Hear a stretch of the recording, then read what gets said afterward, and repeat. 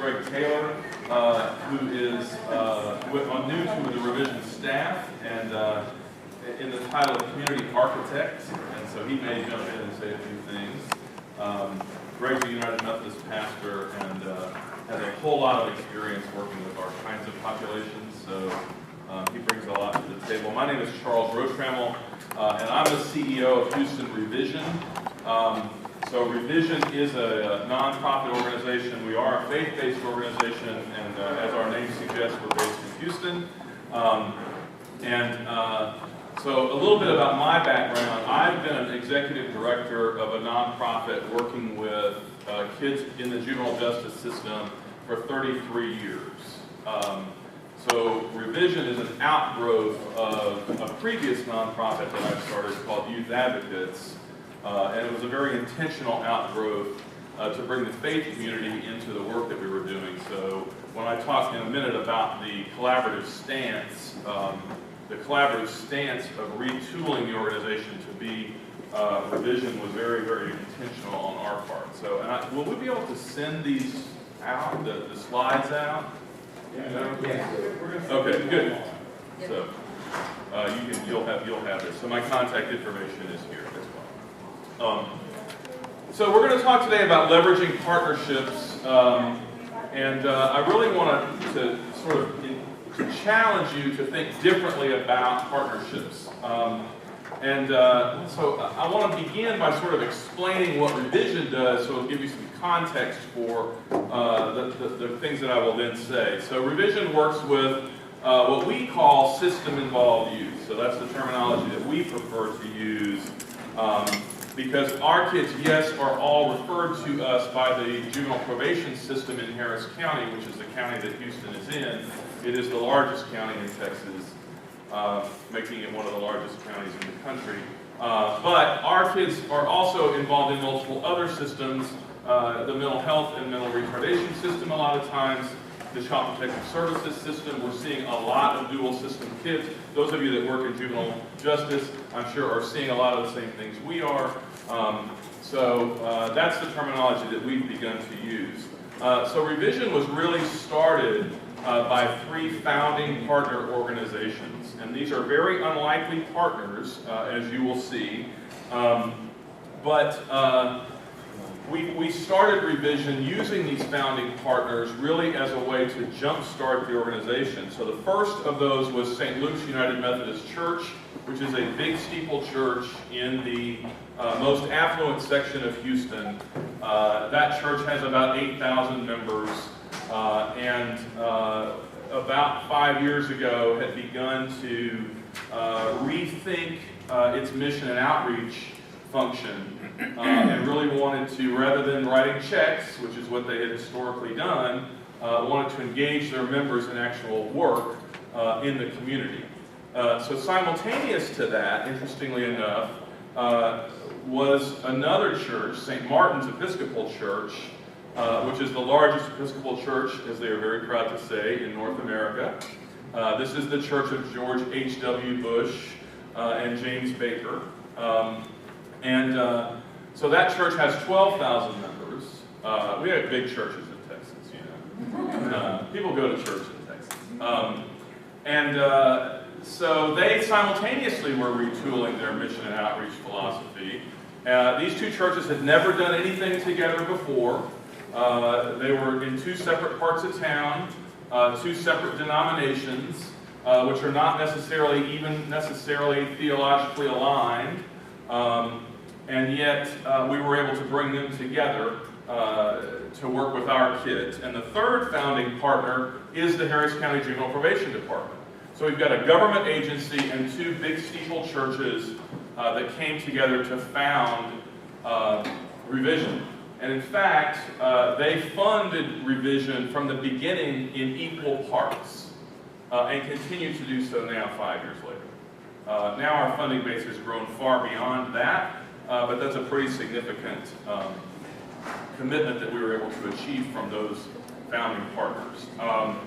So there are 3 basic program elements to Revision. The first of those is mentoring. So we have 275 volunteers today. We draw those from 13 churches We only recruit volunteers from churches. That's very intentional on our part because we want to engage people of faith in the lives of our kids. The second is we build community. So we do these big tent-pole community events every week. We play softball on Tuesdays. We have this giant community activity on Thursdays with breakdancing. If you were here last year, I talked a lot about that. Breakdancing, soccer, basketball. We have 350, 375 kids every Thursday that come out to that. And then our whole staff is working. So we're doing counseling, we're doing support groups, we're doing therapy during that same period of time. And then the third component are our outreach workers. So we have a professional staff of outreach workers, two of whom are here with us today, and they're presenting a workshop tomorrow. You know when that is? Called Effective Outreach Work, if you want to learn more about their work. So they're actually out on the street connecting with kids, primarily kids that are in gangs, and bringing them to our activities, and also doing motivational interviewing and sort of counseling with those kids. So a lot of our work, so that's the three components of revision, and so a lot of our work is done inside the facilities, the juvenile facilities in Harris County. There are 4 of those facilities. We also work in, as you'll see in a minute, in other facilities in different agencies because we've been able to build partnerships with these big government organizations. So the types of partnerships that Revision has may sound familiar to you, and I'm going to give you this list because I think this is a helpful list for folks that work in this field. Now, your exact partnerships may be different because you may, or the types of partnerships that may be helpful to you may be slightly different than these. But I think these pretty much apply to most of you. So nonprofit organizations, we partner with a number of nonprofit organizations. And we have very specific partnerships around very specific things.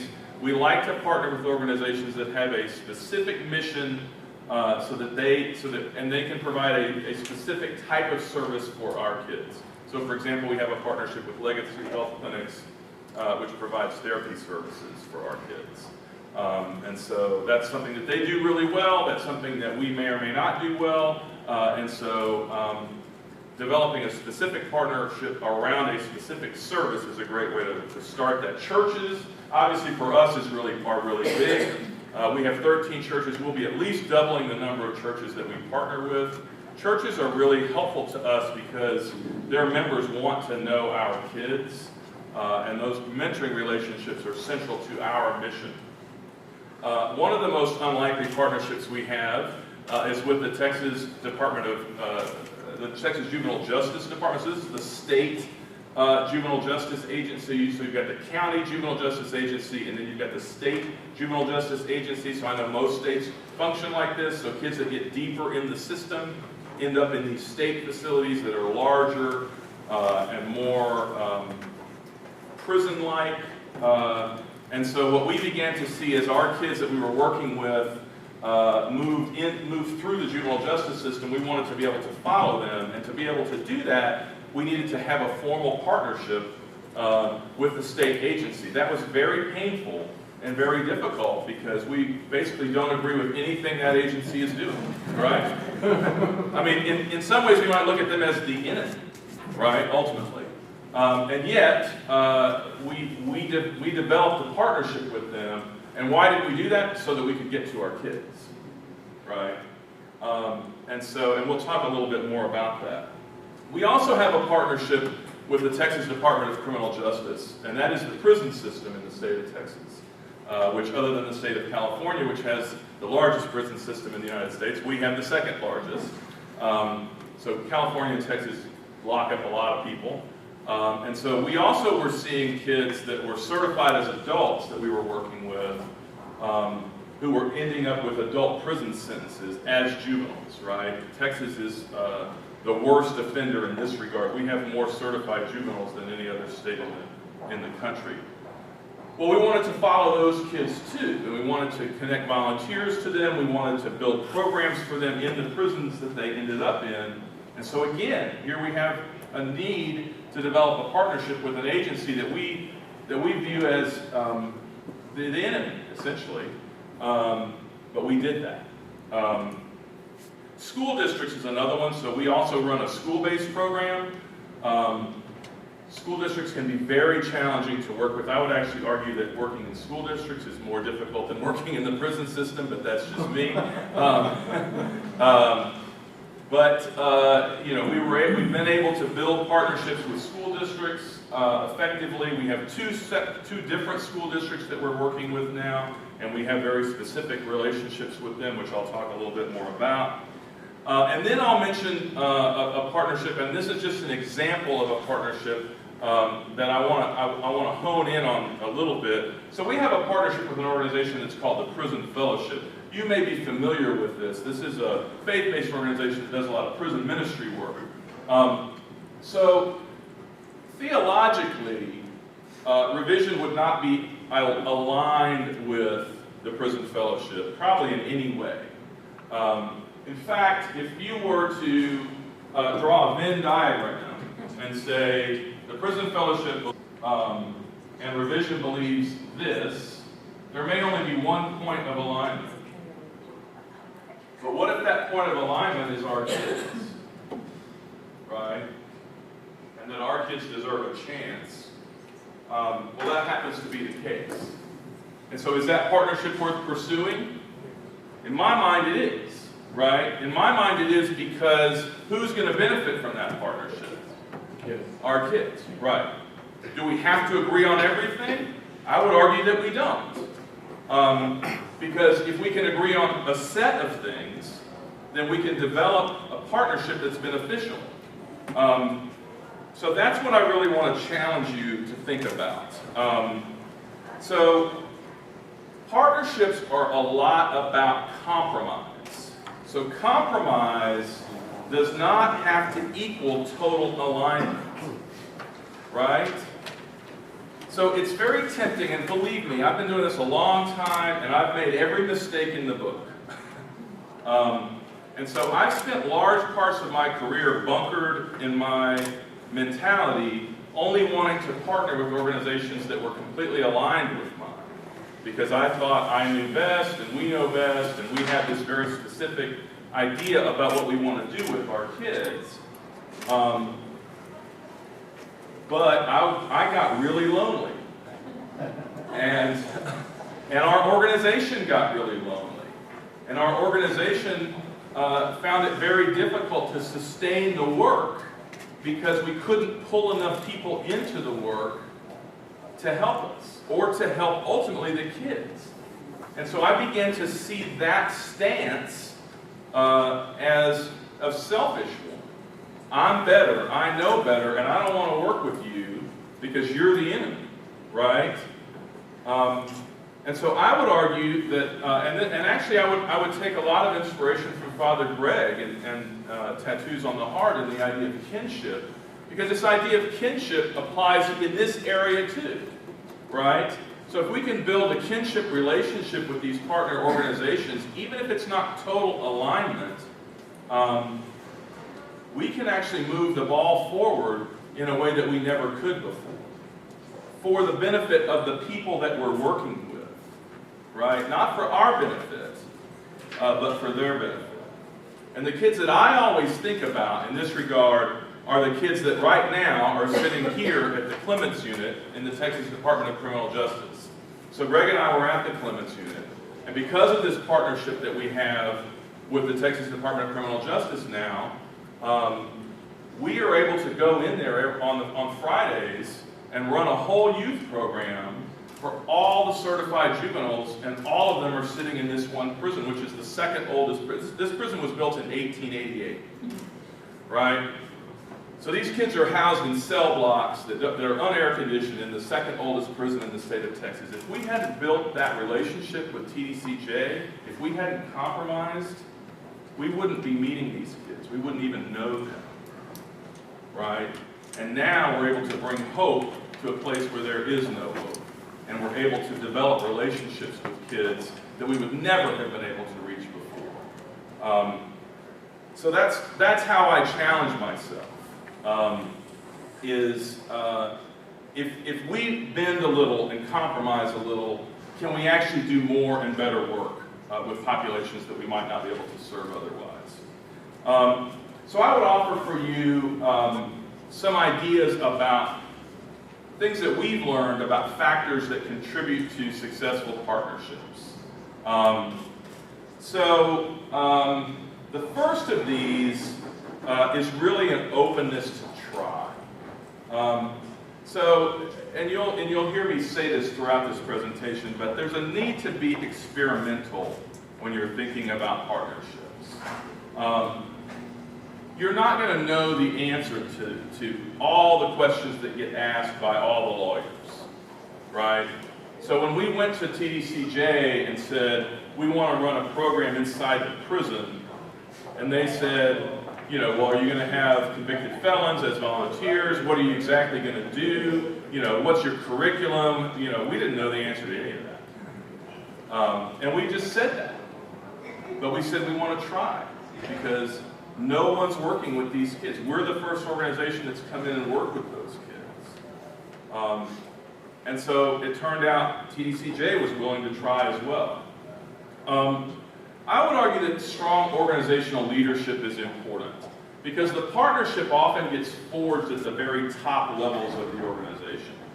And so this is where we always look for some kind of alignment.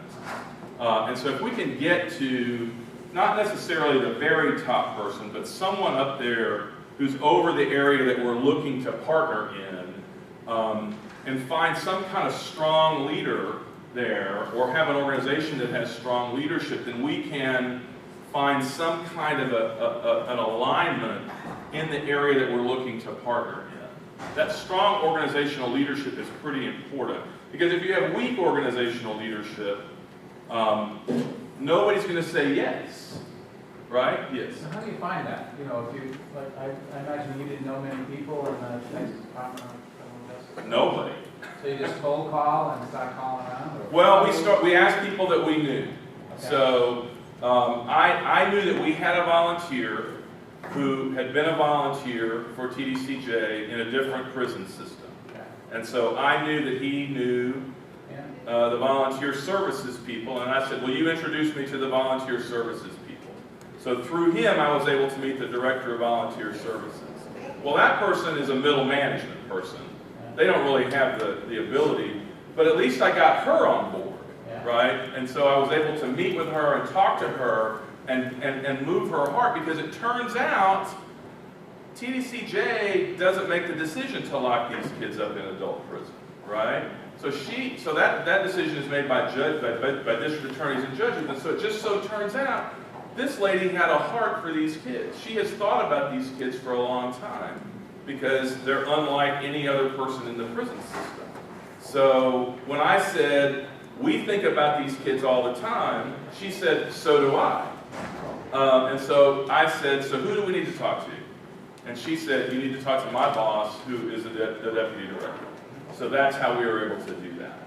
So it was through connections, you know, figuring out how to reach someone and then finding somebody up there. And often in middle management is the entry point to the higher management. Does that make sense?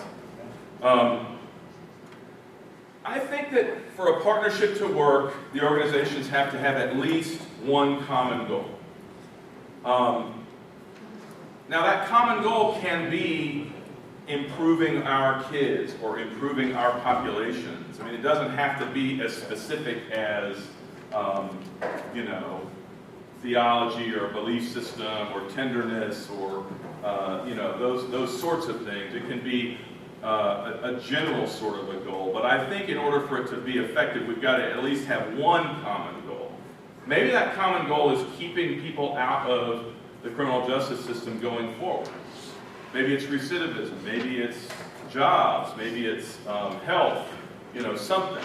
But I think that one common goal is at least important. We've tried to build relationships with organizations that we didn't have anything in common with, and we found less success in that regard. I think it's important that you work, that at least certainly at the beginning, of working with organizations that have a track record of successful partnerships. So this is actually where government agencies are actually pretty good. because they can't be an island, they can't do everything themselves, and so these big government agencies actually have like a whole mechanism for developing partnerships, right? And so particularly in the criminal justice area, because these places have, you know, these prisons and state systems have, and county systems have people coming in and out all the time. And so that's actually been pretty easy to do. It's on the nonprofit side and the church side that's been more difficult because they don't have a system like that. And so we've had to develop our own system for those partnerships. But a lot of those churches and a lot of those nonprofits have worked successfully with something else. With churches, it's often outreach. Often churches have a sort of outreach that they do well, whether that's a mission trip to Honduras that they do every summer, or they do an urban mission, they run a food pantry, they do something well.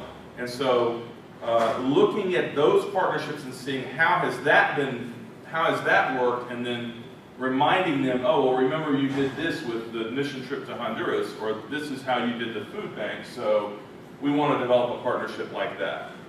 And then, the other thing is timing. And so I think, from what I said at the beginning, timing for innovation is pretty important. So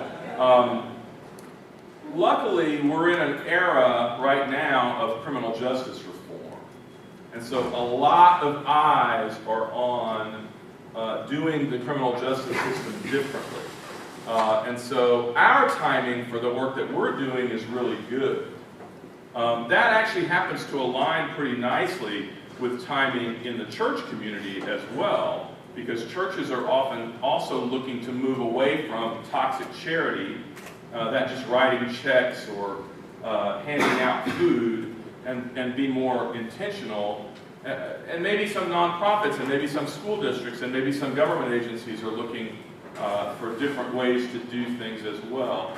So that innovation part is kind of important as you look for places to partner with, because we're all doing something different, right? We're all doing something new that really hasn't been done before, and up on our bandwagon. I know Homeboy finds that, and that's not a bad thing, right? That's not a bad thing.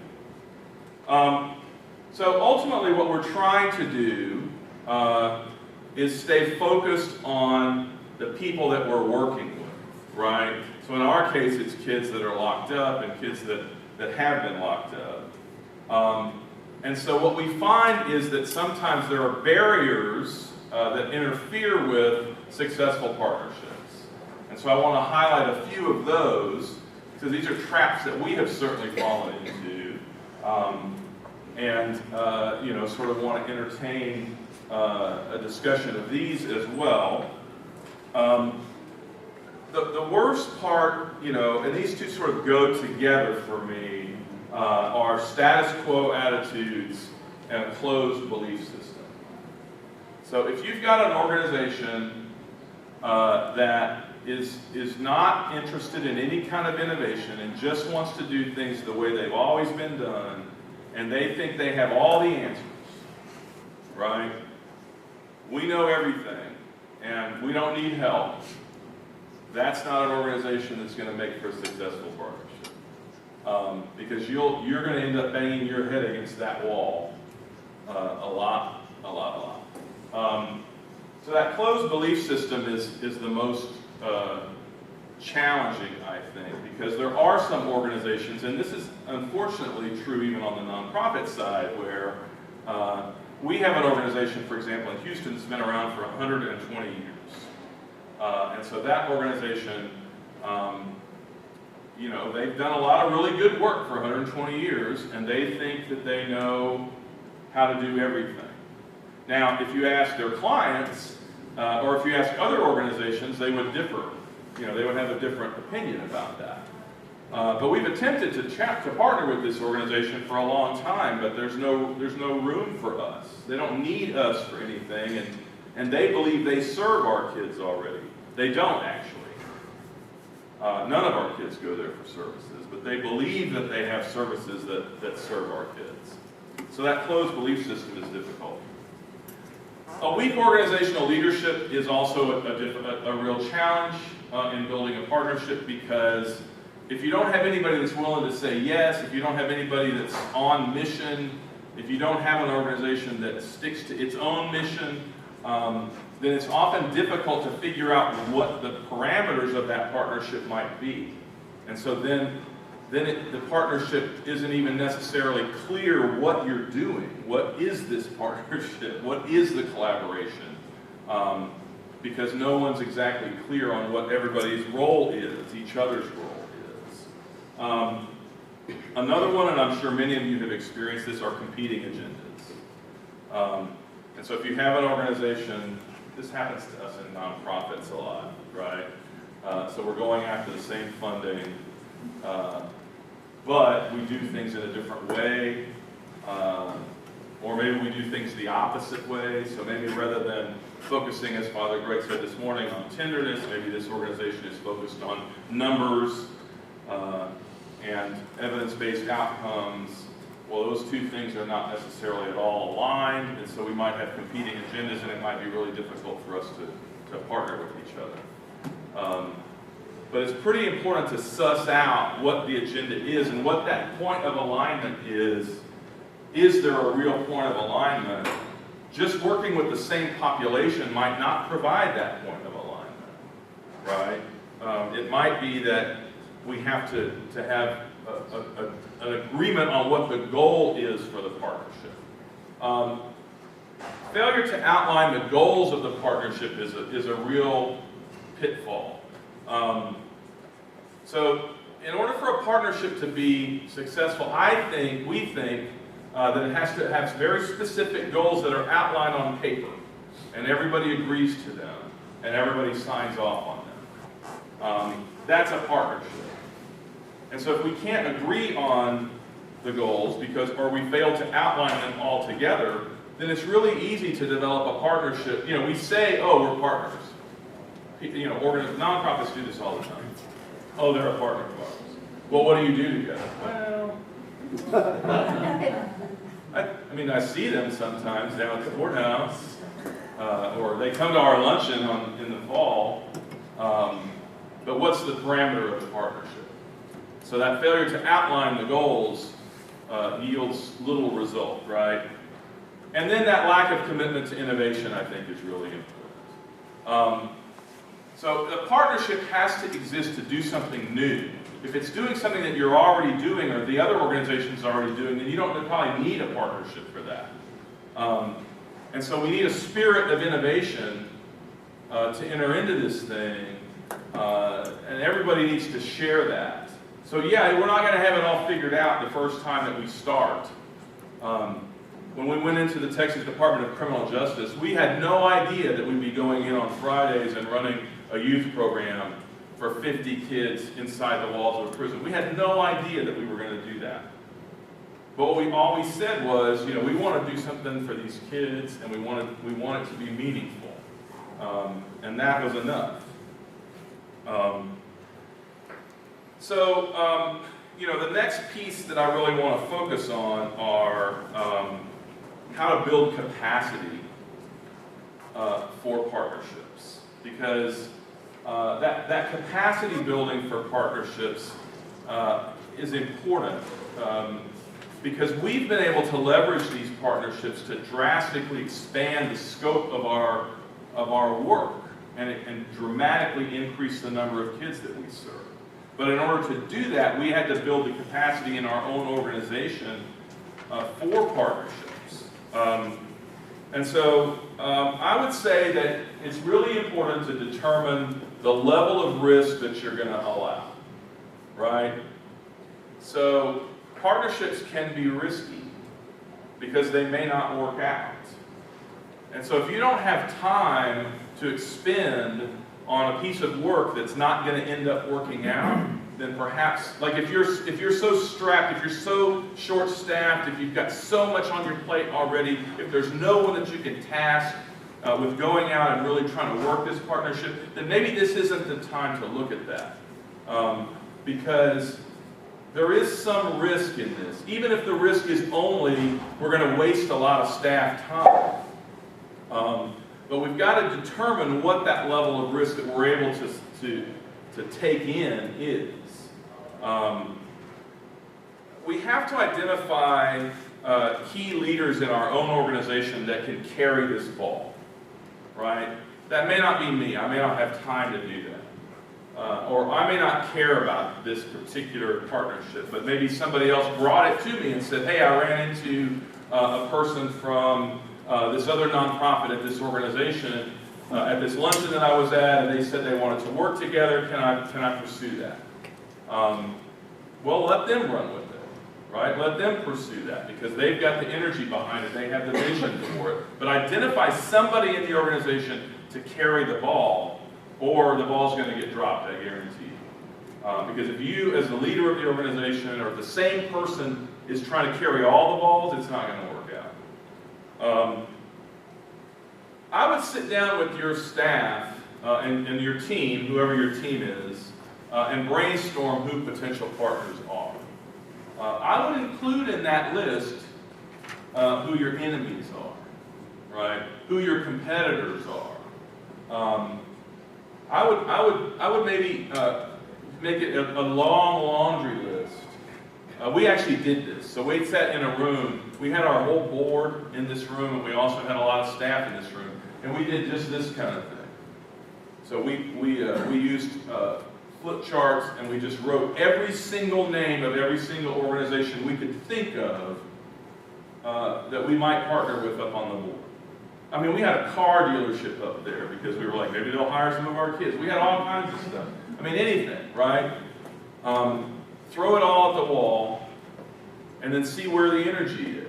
Oh, I know somebody at that car dealership, or I know somebody at the Texas Department of Criminal Justice, or I know somebody at that nonprofit, across town. But I think brainstorming has been really helpful for us in terms of identifying who those potential partners are, even if they're unlikely. I want to point out to you, our initial list of partners is really unlikely, and yet that's who we've ended up with. And you've heard this in a lot of these presentations this morning, but this idea of mission creep is really important. So clarifying your own mission and vision, and then identifying what is mission critical for you, I think is really important, because that's going to help you determine what is the point of alignment that you might have with an organization.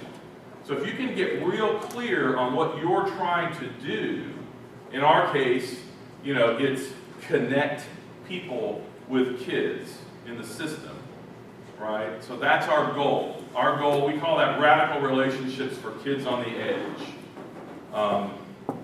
So if our goal is radical relationships, then yeah, a partnership with the Texas Department of Criminal Justice makes sense, because there are kids there that need radical relationships, right?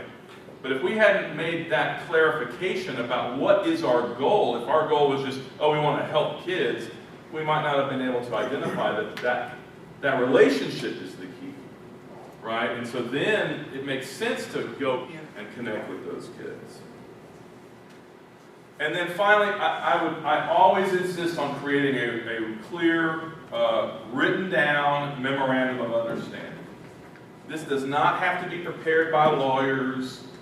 It doesn't have to be a super elaborate document, but that MOU, that's your bread and butter for the partnership. That also helps you, by the way, with funding, because funders always like it when you can show them a written MOU and say, I have 10 MOUs with 10 organizations. Yes. That can also help you with any liability, right? Absolutely, yeah. If you have liability concerns, if there's shared space or shared property, yes, all that can help you with that. Yes, absolutely. So that MOU that's where the rubber meets the road in terms of how the partnership gets manifested. There it is in practice, right, on paper. So again, I would just remind you, I want to emphasize again, clarifying your own mission is really important in this work. For us, it's all about those kids, but it's really important to think through it in that way.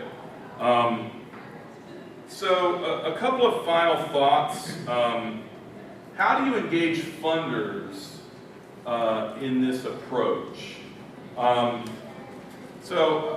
We've sort of said some of this already, having a clear mission and sticking to it. I would invite funders to come into these conversations and rather than thinking of just writing down what you're going to apply to a funder for, I would really encourage you to invite them to come in and suggest some potential partners to you.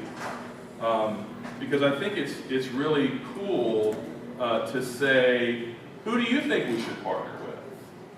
And we've done that really effectively because some of our funders know agencies that we really don't know that much about, right?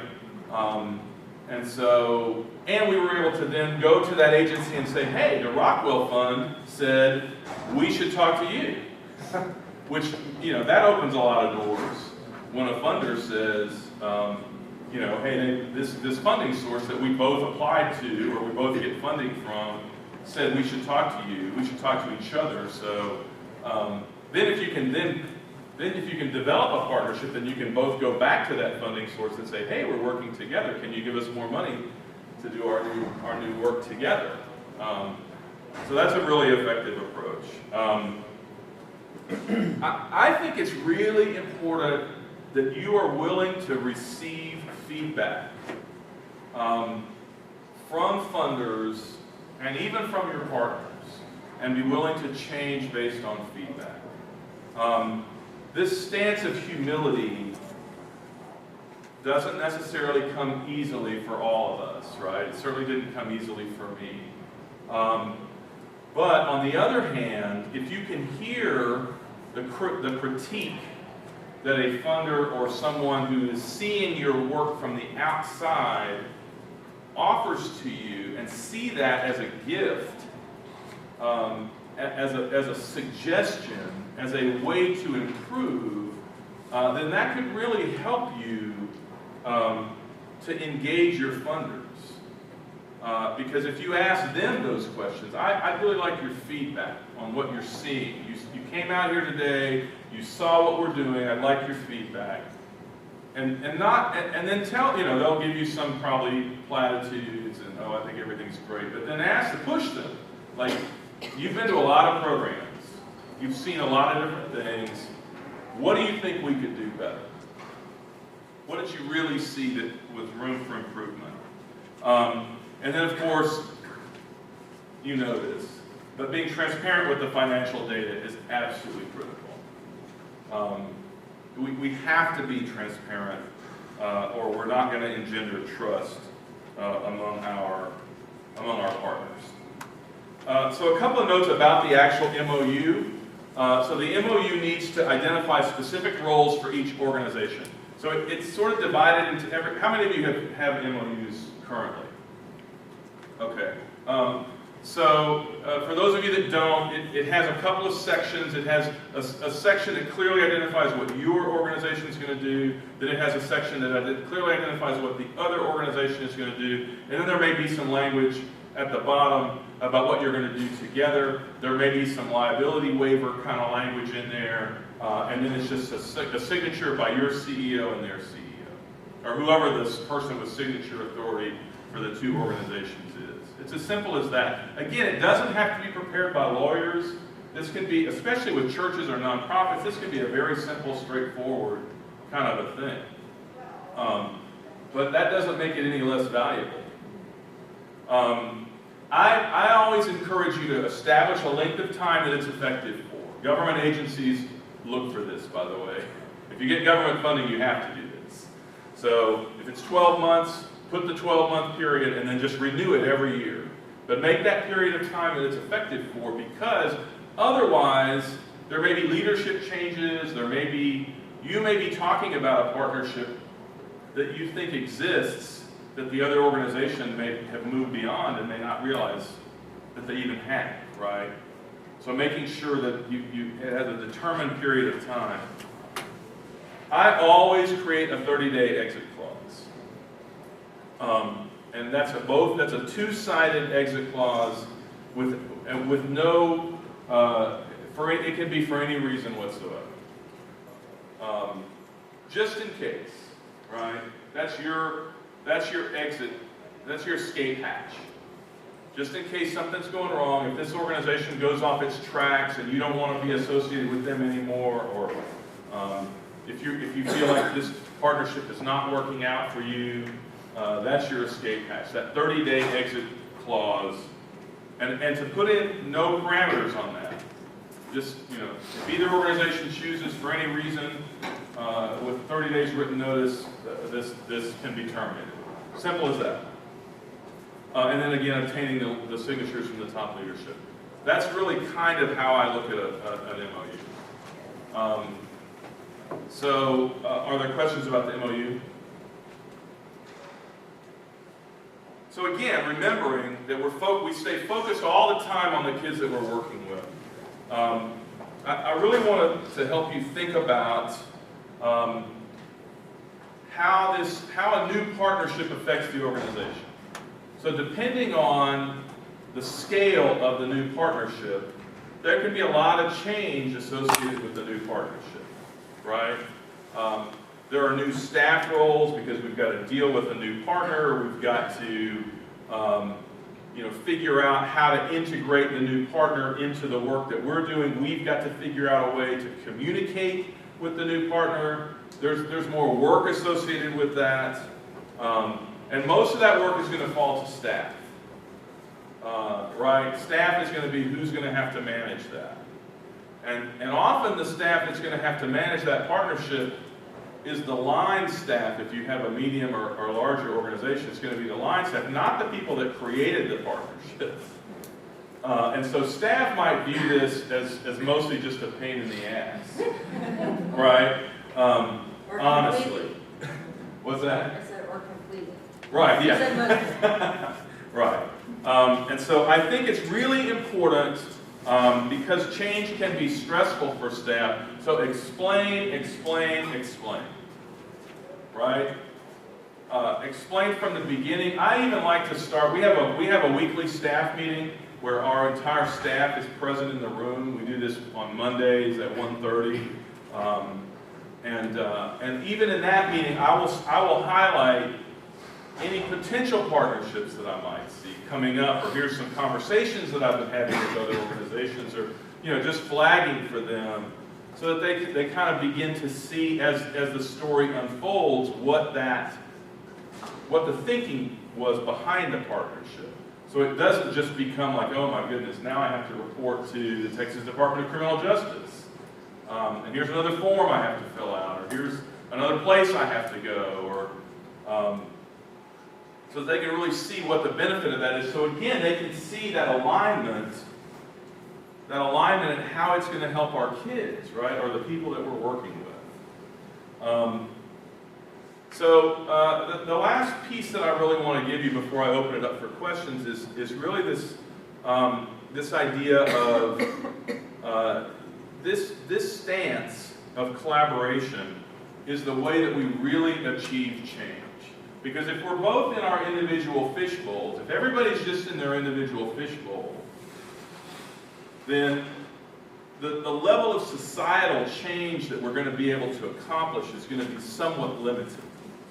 Not that it'll be non-existent, but it's going to be somewhat limited. So I think that working for change, for big scale change, is better in partnership. Because the more people we can get involved, the more lives we're going to be able to impact. And we can start to change people's minds by their proximity to us and the work that we're doing and the philosophy that we use to do that work. Some of that can rub off on them, even if they may not appear to be our allies, right? So this is what I call the collaborative stance. And so I'd like to challenge each of you to think about your organizations being in this collaborative stance, right? So what is the collaborative stance? So I think it gets built into the DNA organization. And I think I think the collaborative stance has several components to it. The first of those is to be experimental and not risk averse. So there's a real tendency among organizations, especially as they get older, to become very risk averse and to not to have much tolerance for risk, right? And if we're going to partner, if we're going to take the collaborative stance, if we're going to invite people into our work and say, we want you to join us in this mission, even if you're not necessarily our obvious partner, that's a pretty experimental position to take, right? And it may fail. That particular partnership may fail. But if we don't try it, we can't succeed, right? So if we had been unwilling, if we had said, oh, the Texas Department of Criminal Justice is our enemy, and we're going to do everything we can to stay away from them, and we're not going to have anything to do with them, then we would never know the hundreds of kids that we now know that have been through that prison system, and they wouldn't know us, right? And so that was an experiment, that was a risk. That was a risk. We could have gotten burned by that, but we were willing to take that risk because, again, it was part of our mission, it's our kids. So think of collaboration as your mission, right? Because if you think about it, what are we trying to do? What is as the Global Homeboy Network, what are we trying to do? Well, we're trying to build a community of kinship such that God might recognize it, right? I use Father Greg's words every time I make a talk, right? I use that exact quote. That is our mission. That's what we're trying to do. I think all of us are trying to do that. Well, if we're trying to build a community of kinship, then we've got to bring as many people into that community as we can, right? What we're trying to do is tear down walls, not build walls. And so that means we have to be in that stance too as organizations, right? The kinship applies to those state agencies, those governmental agencies. It applies equally to other nonprofits that might be in competition with us. It applies to everybody because we're trying to build a community of kinship. We're not trying to build bunkers. We're not trying to be in silos. We're not trying to be in our own fish bowls. We're trying to build a community. And so that calls everyone into community with us. So that's our mission, right? The collaboration is itself a part of our mission. That's what I think. I think we talk about collaboration with everybody. I think every place that we go, we take a position that we would like to collaborate with anybody that wants to collaborate with us. And we say exactly that. So, do we have all the answers? No. Are we going to save all of these kids? No. Do we want to build a community of kinship? Do we want